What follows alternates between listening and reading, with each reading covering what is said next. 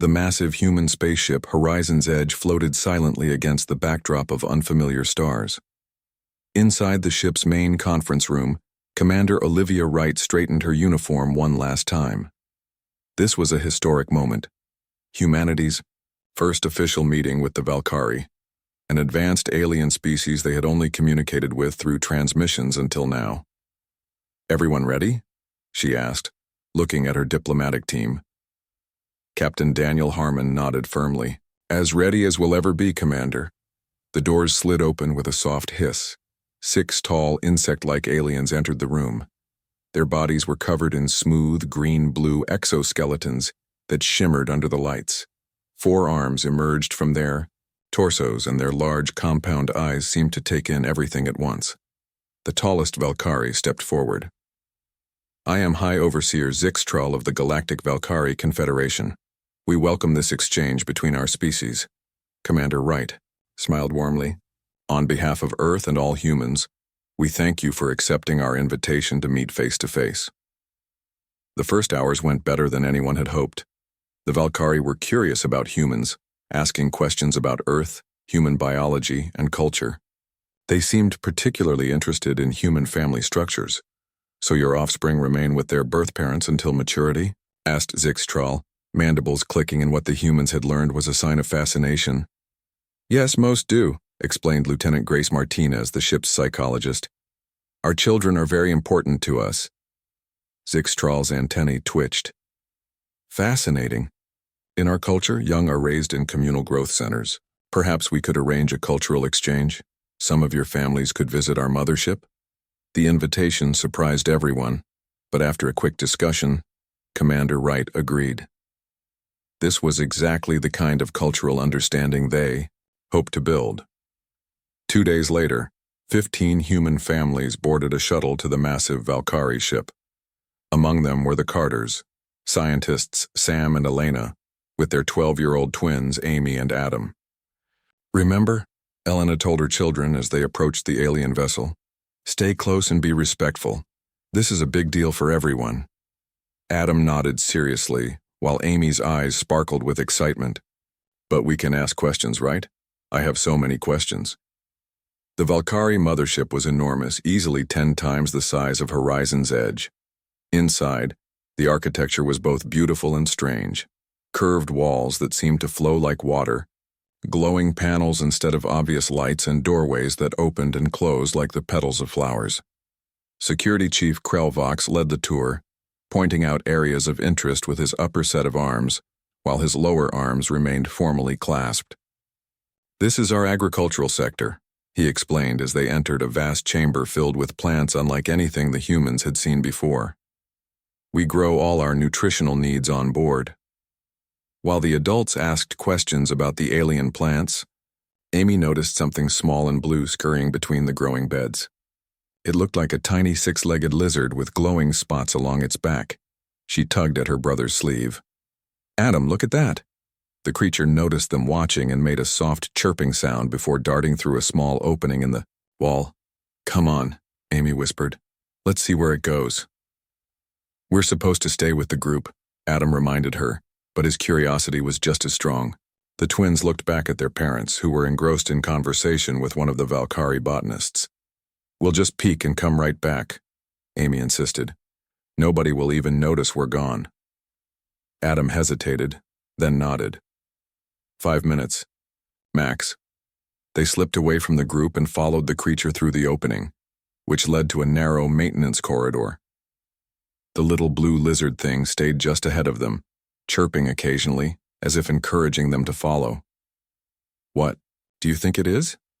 A pet?" Adam wondered as they carefully made their way down the passage. Amy shrugged. "Maybe it's their version of a cat." The corridor suddenly opened into a much larger space filled with glowing terminals and strange equipment. The creature scampered up onto one of the control panels and sat there, watching them with gleaming eyes. "Whoa," breathed Amy, looking around. "This must be some kind of control room." Adam touched her arm. "I think we should go back now." Before they could move, a panel slid open and 3 Valkyrie entered. They froze when they saw the human children, their antennae standing straight up in alarm. One of them pressed something on their wrist, and suddenly a harsh alarm sounded throughout the room. "Wait!" Adam held up his hands. "We're sorry. We were just following that little blue thing." He pointed at the creature, which was now making a trilling sound that almost seemed like laughter. More Valkyrie rushed in, including Security Chief Krelvox, whose compound eyes narrowed at the sight of the children. "You have entered a restricted area," he said, his voice cold. "This section contains sensitive navigation systems." "We didn't know," Amy explained quickly. "We were just curious about that animal." But when they looked, the blue creature had vanished. Within minutes, Commander Wright and the children's parents arrived, along with other concerned adults from the tour group. "What's happening?" demanded Elena Carter, trying to reach her children but being blocked by Valkyrie security personnel. High Overseer Zixtral entered last, his tall form dominating the room. "These young humans have infiltrated our primary navigation center. This area is strictly forbidden to outsiders." "They're just children," Commander Wright said calmly. "They were curious and wandered off. I assure you they meant no harm." "Intent is irrelevant," stated Zixtral. "According to Valkyrie security protocols, any unauthorized access to critical systems requires proper assessment before release." "What does that mean?" Sam Carter asked, his face pale. "It means," said Krelvox, "that your offspring must be detained for questioning and evaluation." The room erupted in protests and arguments. More children were brought in. Apparently several others had wandered off during the tour, including 2 teenagers who'd been found near the engine rooms and a group of younger kids who'd followed different creatures into other restricted areas. "This is unacceptable," Commander Wright said firmly. "These are children, not spies. We demand their immediate return." Zixtral's mandibles clicked rapidly. "Our protocols are clear. The young ones will be held in our secure assessment facility until we can determine they pose no threat." "You don't understand what you're dealing with," Wright warned, keeping her voice steady despite her anger. "Human children are not what they appear to be. We have contained the young of countless species," Zixtral replied dismissively. "Our facilities are the most advanced in the galaxy. The assessment will take 3 of your Earth days, after which they will be returned if deemed harmless." As the children were led away, Amy looked back at her parents. Instead of seeming scared, she gave them a small, determined smile. Commander Wright noticed that expression and almost felt sorry for the Valkyrie. They had no idea what they had just done. Locking up human children was possibly the biggest mistake the aliens could have made. 3 days, she told Zixtral coldly. "Not 1 hour more."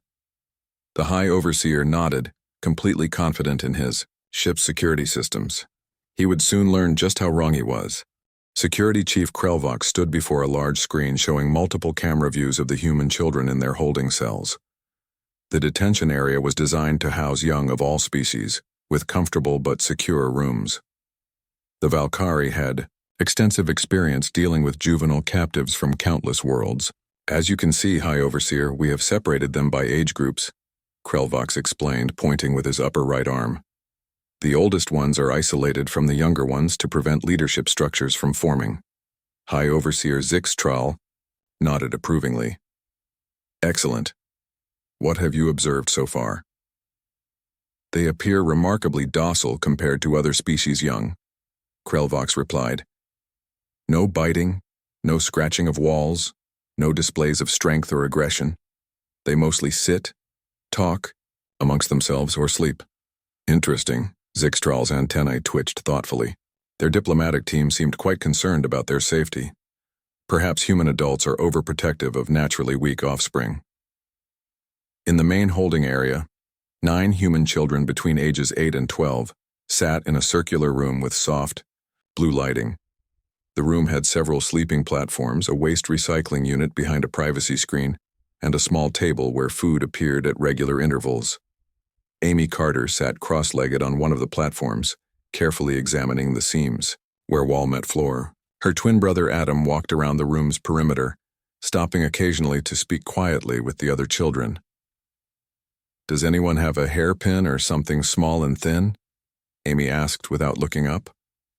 8-year-old Lily Wu pulled a small, metal clip from her hair. "Will this work?" Amy smiled as she took it. Perfect. Thanks, Lily. On the other side of the room, 10-year-old Kyle Peterson had been systematically spilling small amounts of his food near the door each time meals were delivered. He was watching how the cleaning drones responded and noting their timing. Robots always come exactly 7 minutes after we make a mess, he reported to Adam, and the food comes every 4 hours. Adam nodded. Good work. Keep tracking that. In another cell, the teenagers had been placed together. 14-year-old Noah Jenkins sat by the room's only control panel, his fingers occasionally brushing against it as if by accident. Each touch was actually deliberate as he mentally mapped the alien interface. Their computer system uses patterns instead of text, he whispered to 13-year-old Zach Miller. It's kind of like those logic puzzles we did at science camp. Zach grinned. Think you can crack it? Given enough time, definitely, Noah replied. But we need to be careful. They're watching. Back on the horizon's edge, tensions were high. Commander Wright had established an emergency command center specifically to handle the crisis. Elena and Sam Carter, along with the other parents, were beside themselves with worry. We need to prepare a rescue operation, Security Chief Frank Donovan insisted. His own daughter, 11-year-old Olivia, was among the detained children. Commander Wright shook her head. Not yet. We have to try diplomacy first. Any aggressive action could put the children at greater risk. Lieutenant Grace Martinez, the EI ship's child psychologist, had been trying to explain to the bewildered Valkyrie representatives the unique nature of human children. You must understand, she told the alien diplomats, human children are not simply smaller versions of adults. Their brains work differently. They're incredibly adaptable with remarkable problem-solving abilities, especially in groups. The lead Valkyrie diplomat, Sub-Overseer Nethlar, made a dismissive gesture with her lower arms. All juvenile specimens have developmental phases. Our containment systems are designed to accommodate all known species capabilities. That's just it, Martinez pressed. Human children haven't been in your database before. They're not stronger or faster than your security was built to handle, but they think differently. Nethlar's compound eyes blinked in a pattern that humans had learned indicated mild amusement. Different how? They're curious in ways that might seem illogical. They test boundaries constantly, and most importantly, they collaborate instinctively. When faced with challenges, Martinez explained, the older ones will naturally protect the younger ones and they'll all work together to solve problems. On the screen behind them, Commander Wright could see that the children had begun moving around their cells with what appeared to be random patterns. But she knew better. They were systematically testing every inch of their confinement. I've arranged hourly updates on the children's condition, Wright told the worried parents. And I want you all to know we're preparing for all contingencies. What she didn't say aloud was that Chief Donovan was already quietly assembling a rescue team, just in case. On the Valkyrie ship, night cycle had begun. The lights in the detention areas dimmed to a soft glow. Most of the children pretended to sleep, but their minds were active. Amy had discovered something interesting about the wall panel near the floor. It's not completely sealed, she whispered to Adam when the guard drones weren't nearby. There's a maintenance duct behind it. I think Lily might be small enough to fit through. Adam nodded. Good work. Let's not try anything yet, though. We need to learn more about this place first. Noah in the teen cell had made progress with the control panel. By watching the guards when they adjusted settings, he'd begun to understand the pattern-based interface. It reminded him of the coding puzzles he'd solved in summer camp last year. I think I can get access to basic functions, he told his cellmates quietly. Maybe just control the lights at first, but it's a start. In the Valkyrie Security Center, Krelvox was reviewing the day's observations with his team. Note that the human juveniles display unusual physical contact patterns, he instructed. They frequently touch each other's arms or shoulders, particularly when new food arrives or when the cleaning drones enter. Document this behavior for the xenobiology department. A junior security officer raised one of his upper arms. Sir, I've noticed the small female with black hair often sits in the same spot near the west wall. Should we investigate? Krelvox considered this. No. Many juvenile species establish territory within confinement settings. This is normal nesting behavior. Continue observation but no intervention unless they damage the facility. What none of the Valkyrie realized was that the children were communicating far more than they knew. Casual touches were actually simple code. Squeezes to the shoulder meant, found something, while taps to the arm meant, be careful, watching. The children had established this system within hours of their capture. As the first day of captivity ended, Security Chief Krelvox reported to High Overseer Zixtral. The human offspring continued to display minimal threat potential. They eat, sleep, and engage in simple social behaviors. We have observed no escape attempts or violence. Zixtral seemed pleased. Excellent. Continue standard monitoring.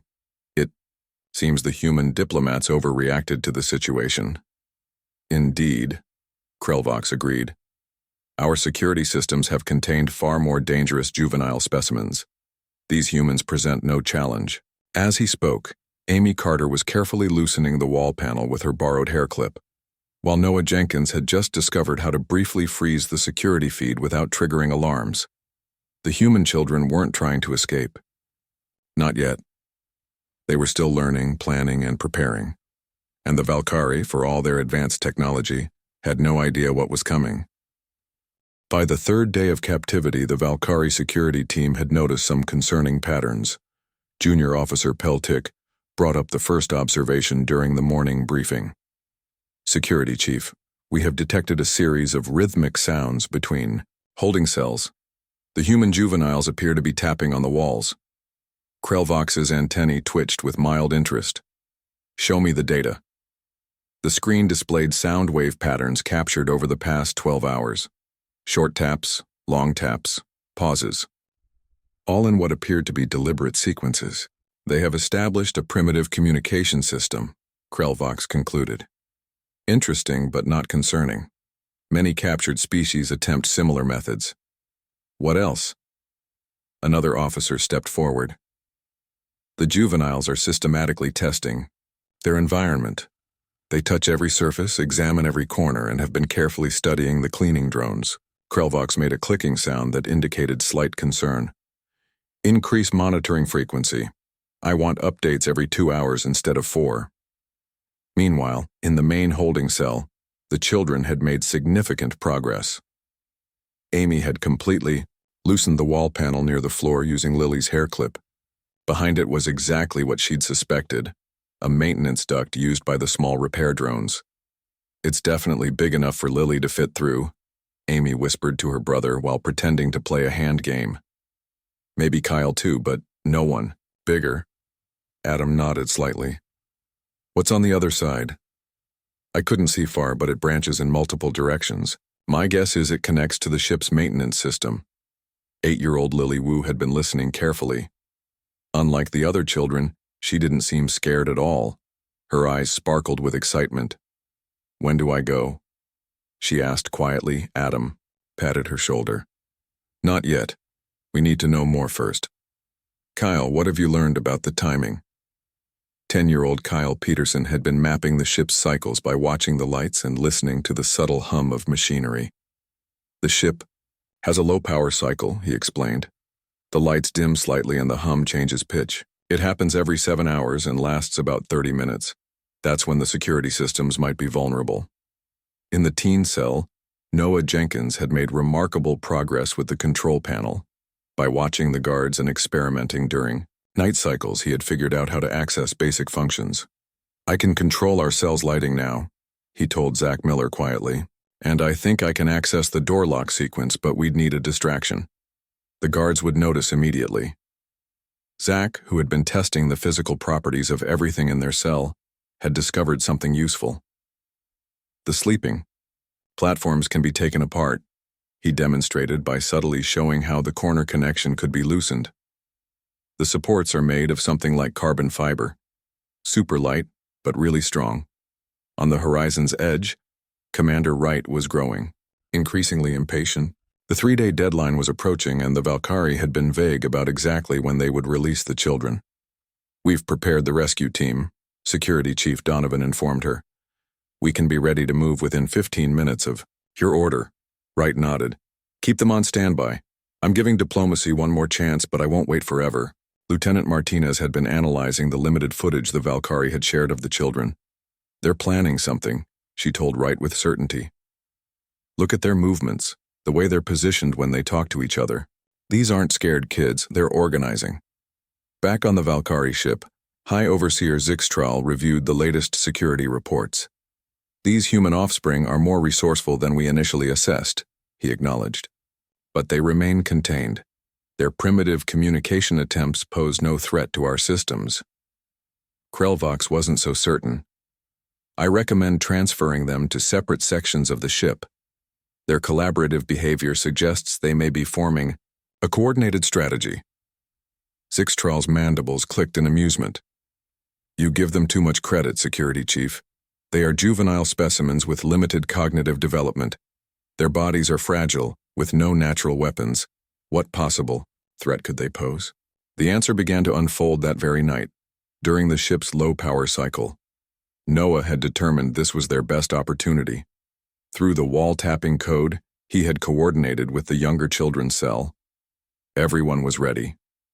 Now, Lily, Adam whispered as the lights dimmed slightly. The small girl slipped through the loosened wall panel and into the maintenance duct. Kyle had prepared a rough map based on sound echoes and vibrations he'd felt through the floor. Remember, 3 right turns, then a left, he told her. You should find a junction box with glowing green lights. Lily nodded and disappeared into the darkness of the duct. In the teen cell, Noah put his plan into action. He accessed the lighting controls and created a flickering pattern that mimicked a system malfunction. When the guard drone came to investigate, Zach was ready. He had removed a support rod from one of the sleeping platforms and fashioned it into a long, thin tool. As the drone approached the control panel, Zach carefully extended the rod through the small food delivery slot and pressed the emergency reset button on the drone's underside. The drone froze, its systems temporarily disabled. Noah quickly accessed its control interface through their panel and rerouted its programming. I've got it, he whispered excitedly.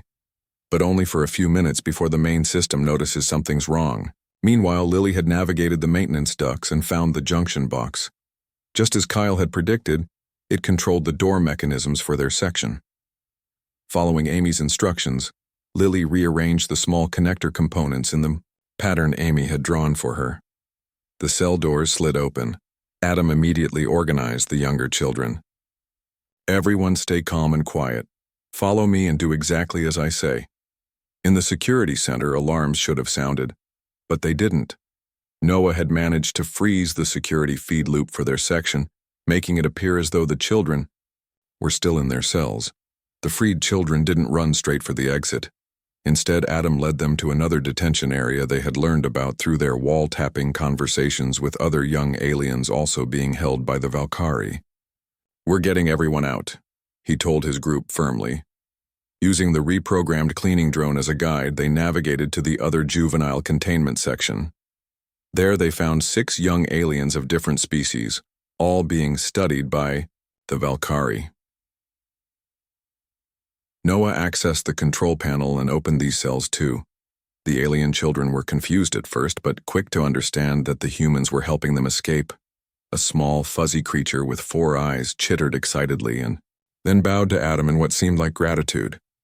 A tall, thin alien with blue skin reached down and gently patted Lily's head. All right, Adam addressed their expanded group. We need to find a communication terminal so we can contact our ship. Just as they started moving again, the actual alarm finally triggered. The security system had detected the unauthorized access to multiple systems. In the command center, Krelvox stared in disbelief at the monitors. Impossible. The human juveniles have escaped their cells and they've released the other research specimens as well.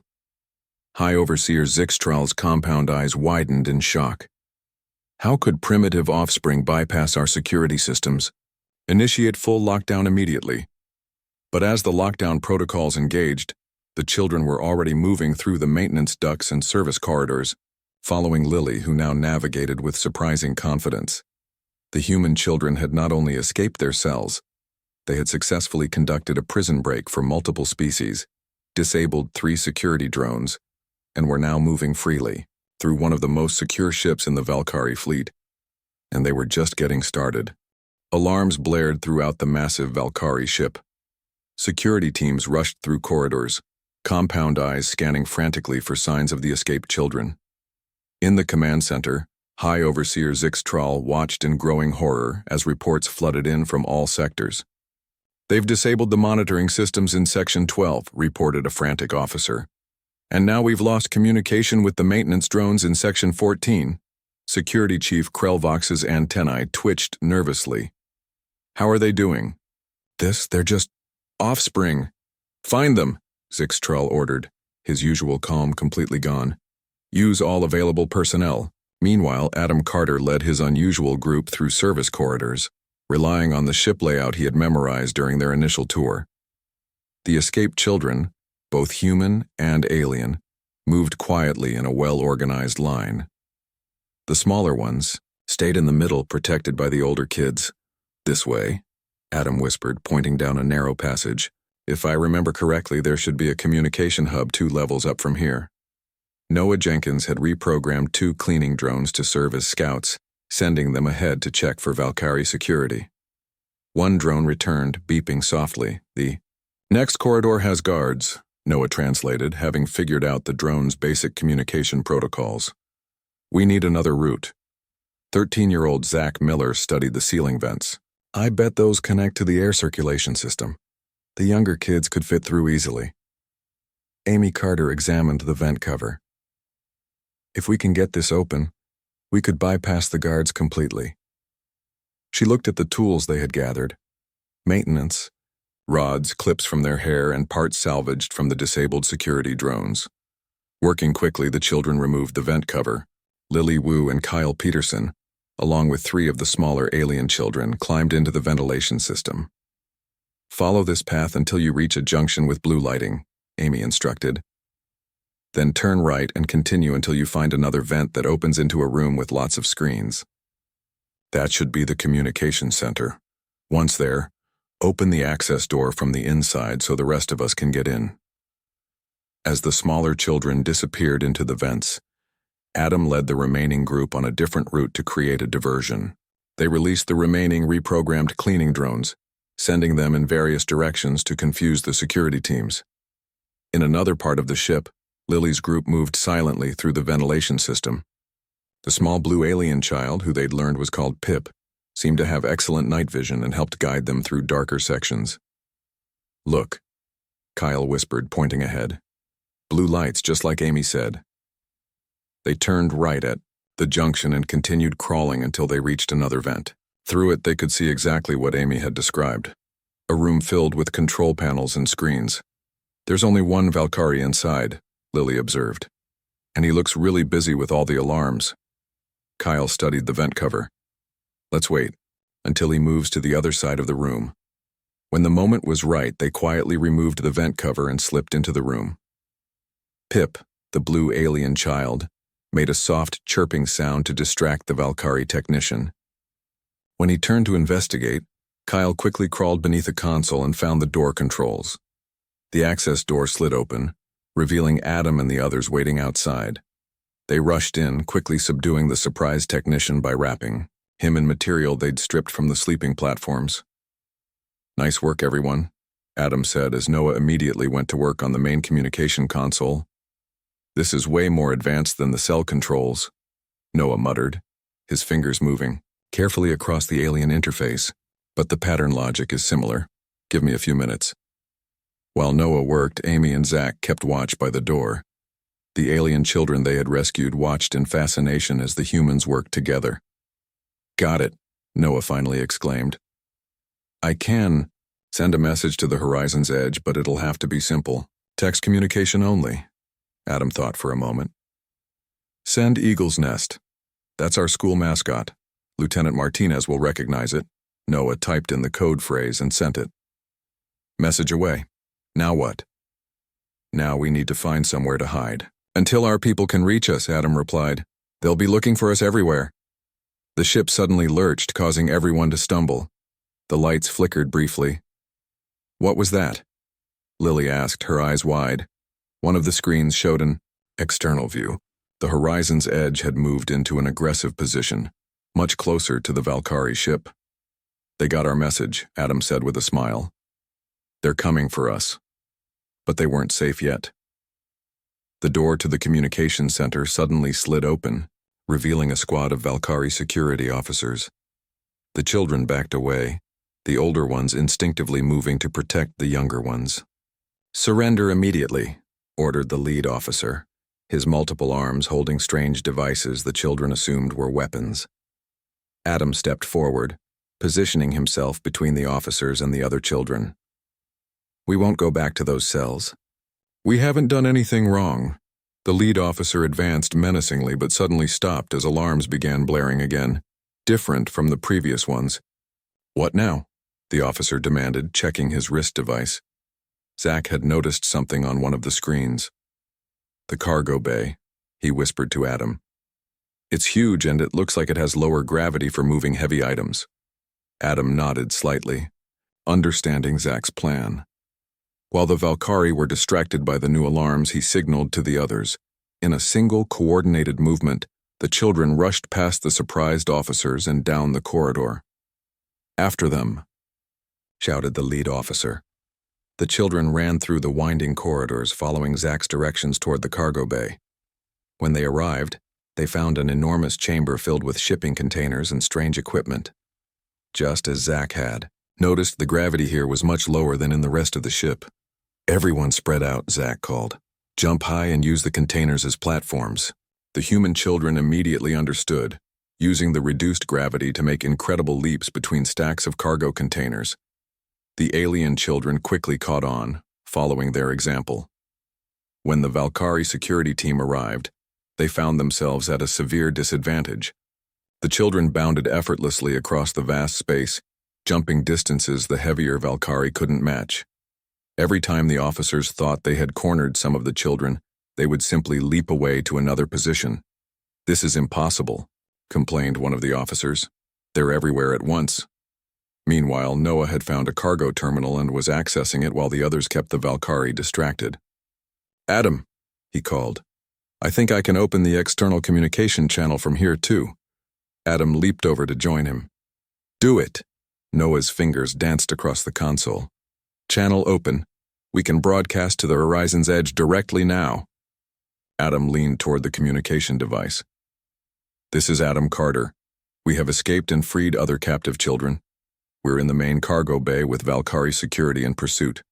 Request immediate assistance." The response came immediately in Commander Wright's voice. "Message received, Adam. Hold your position. Help is on the way." In the cargo bay doorway, a tall figure suddenly appeared, High Overseer Zixtral himself, flanked by his senior officers. "Enough of this nonsense," his voice boomed across the chamber. "You are merely children playing games you don't understand. This ends now."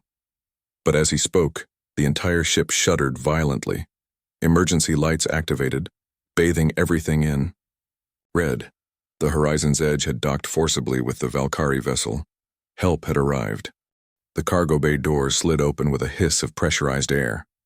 Commander Olivia Wright stepped through, flanked by Security Chief Frank Donovan and a team of armed officers from the horizon's edge. Their faces showed a mixture of concern and determination. "Hold your position," Donovan ordered the Valkyrie security forces, who had their weapons raised. High Overseer Zixtral's mandibles clicked rapidly in agitation. "This is an illegal boarding of a sovereign Valkyrie vessel. Remove yourselves immediately, Commander." Wright's expression remained calm, but her eyes were cold. "You detained our children against our wishes. The agreed 3-day period has ended. We are here to bring them home." From their various positions atop cargo containers throughout the bay, the children watched the standoff with wide eyes. Adam gave a signal, and they began carefully making their way down to join the human rescue team. "Dad," Olivia Donovan called, out, spotting her father among the officers. Several other children recognized their parents in the rescue team as well. Security Chief Krelvox moved to block their path. "The assessment period is not complete. These specimens have demonstrated concerning abilities that require further study. Specimens? Lieutenant Grace Martinez stepped forward from behind Commander Wright. These are children, not lab animals. And from what I can see, they've already taught you quite a lesson about underestimating them. Zixtral's compound eyes narrowed. These offspring have damaged ship systems, reprogrammed security drones, and released other research subjects. They must answer for these actions. Noah Jenkins, still standing near the cargo terminal, couldn't help but smile proudly. Actually, we didn't damage anything. We just repurposed things, Amy added. And those research subjects were children, too. From other worlds maybe, but still kids who were scared and locked up. The alien children they had rescued stood together in a small group, watching the confrontation nervously. The small blue one, Pip, chittered something that made the other alien children nod in agreement. "What are they saying?" Commander Wright asked a Valkyrie scientist, reluctantly translated. "The Missouri child says they wish to return to their families as well. All of them do." High Overseer Zixtral's antennae twitched in frustration. "This is highly irregular. We have research protocols. Your protocols don't matter to us," Commander Wright interrupted firmly. "We are taking our children home now, and I strongly suggest you return these other children to their respective species as well, before you have more angry parents to deal with." The tension in the room was thick as both sides stared each other down. Then Adam Carter stepped forward, surprising everyone. "High Overseer," he said, his young voice steady and clear. "We didn't want to cause trouble. We were just curious about your ship, but keeping us locked up was wrong. We're not specimens to be studied." The directness of the boy seemed to catch Zixtral off guard. "You are unusual younglings. Your abilities exceed our expectations. That's what we tried to tell you," Lieutenant Martinez said. "Human children are incredibly adaptive. They work together, solve problems, and overcome obstacles in ways that might seem unpredictable to you." Zixtral looked at the children, then at the determined faces of the human rescue team. Finally, his posture relaxed slightly. "It seems we have miscalculated," he admitted reluctantly. "The detainment was conducted according to standard protocols, but perhaps those protocols need revision where humans are concerned." Commander Wright nodded. "A wise decision, High Overseer." "However," Zixtral continued, "I must insist on a formal diplomatic discussion about the damage to our systems and the unauthorized release of research specimens." To everyone's surprise, Noah stepped forward with a data pad he had taken from the cargo terminal. "Actually, sir, I've prepared a report. It lists everything we accessed and what changes we made. I've also included instructions for restoring your systems to their original settings." The Valkyrie stared at the young human in disbelief. Even Commander Wright looked impressed. "You documented everything?" Krelvox asked, taking the pad and scanning it quickly. "Well, yeah," Noah shrugged. "It's basically a bug report. That's just good coding practice." Adam joined in. "We also prepared a formal apology for entering restricted areas without permission. But we request that you apologize too, for keeping us and these other kids locked up." The human adults exchanged glances, surprised by the children's diplomacy. There's a moment of consideration. Zixtral made a gesture that the humans recognized as reluctant agreement. "Very well. In the interest of continued peaceful relations, I acknowledge that our assessment procedures may have been inappropriate for your species young." "And the other children?" Adam pressed, gesturing to the alien younglings. Zixtral's mandibles clicked in what might have been a sigh. "They will be returned to their respective homeworlds or families as appropriate." The small blue alien, Pip, made a happy trilling sound and bounded over to Adam, wrapping two of its 4 arms around him in what was clearly a hug. The human children smiled, several of them patting the alien children on their heads or shoulders. As the tension eased, families began reuniting. Elena and Sam Carter rushed forward to embrace their twins, checking them over for any signs of harm. "Are you okay?" Elena asked, holding Amy's face in her hands. Amy nodded. "We're fine, Mom. It was actually kind of interesting once we figured out how to get around." Sam looked at his son with a mixture of concern and pride. Adam, what you kids did was incredibly risky. We had to do something, Dad, Adam replied seriously. And we took care of each other. The younger kids were amazing, especially Lily. 8-year-old, Lily Wu beamed as her parents hugged her tightly. Commander Wright and High Overseer Zixtral moved to a quieter corner of the cargo bay to begin diplomatic discussions. Lieutenant Martinez joined them, carrying a datapad of her own. I've prepared some educational materials about human child development, she told Zixtral. You might find it helpful for future interactions. Krelvox, who had been examining Noah's report in detail, approached them. High Overseer, the human children didn't just escape our security systems. They improved them in several areas. They found weaknesses we never detected. Zixtral's compound eyes blinked rapidly in what the humans now recognized as surprise. They improved our systems? Yes, Krelvox confirmed. The one called Noah suggested changes that would actually strengthen our security protocols. Commander, Wright couldn't help but smile slightly. Perhaps instead of studying our children like specimens, you might consider student exchange programs in the future. There could be much to learn on both sides. As the families prepared to return to the horizon's edge, the children said goodbye to their new alien friends. Promises were made to stay in contact, with Noah figuring out how to establish a communication protocol between species. Back on the horizon's edge, life gradually returned to normal. The children became minor celebrities, telling and retelling their adventure to fascinated adults. 1 week later, the Valkyrie sent an official diplomatic message. It contained a formal apology, a request for cultural exchange materials about human children, and a new classification for humans in the Valkyrie database. The classification read, approach with extreme caution. Their offspring appear harmless, but possess exceptional problem-solving abilities, unpredictable creativity, and dangerous levels of curiosity. Never under any circumstances attempt to contain human children. Commander Wright smiled as she read the message. The Valkyrie had learned an important lesson about humanity. Sometimes the most formidable forces come in the smallest packages.